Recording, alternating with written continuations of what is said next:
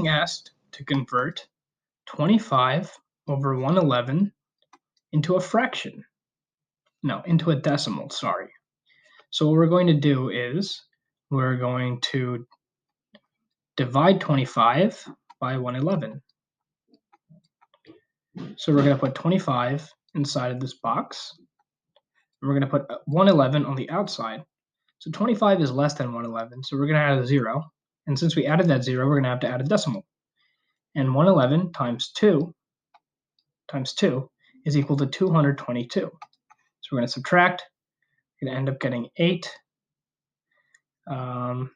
And this is equal to 4, so we got 28. So 28 is less than 111, so we're going to add a 0. And again, we're going to have to add a 2. We're going to have to multiply 111 by 2 to get 222.